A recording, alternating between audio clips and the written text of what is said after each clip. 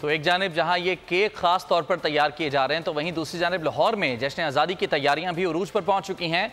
Families परचमों, झंडों और झंडियों समेत दीगर सामान की खरीदारी में मसरूफ हैं। नुमाइंदा बोल न्यूज़ मोइन जुबैर हमें आगाह करेंगे लाहौर से। मोइन, बताइए लाहौर में क्या समाए जश्न आज़ादी की तैयारियां किस तरीके से मनाई जा रही हैं?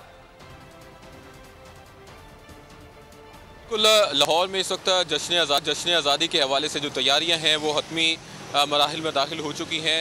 ज़िला इंतज़ामिया के जितने महकमे हैं वो इस वक्त हर तरफ नज़र आ रहा है कि एक्टिव नज़र आ रहे हैं। इस वक्त भी रात के इस टाइम भी हम देख रहे हैं कि माल रोड चेयरिंग क्रॉस पर हम मौजूद हैं और हम यहाँ पर देख रहे हैं कि बल्दिया के जो नुमाइंदे हैं वो मुख्तलिफ पोल्स पर पाकिस्तानी झंडे जो हैं वो लगा रहे हैं। इसी के साथ साथ जो माल रोड लोअर माल से अपर माल तक का जितनी सरकारी इमारतें हैं उनको खूबसूरती से पाकिस्तानी परचम और इसी तरह सब्ज़ रंग की जो लाइटें हैं उनसे सजा दिया गया है।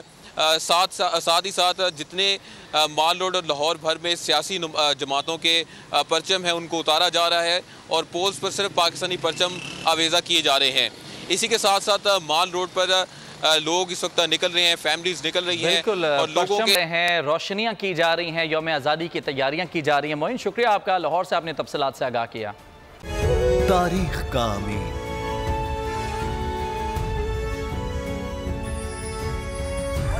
आजादी की अलामत,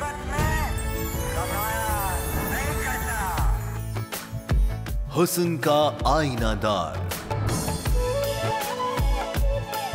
फिक्र व नजरिए की अक्कास,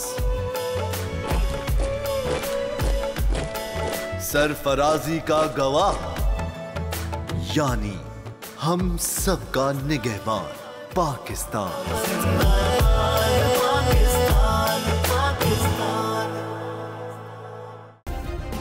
सब्सक्राइब करें और बेल दबाएं ताकि कोई खबर रह न जाए।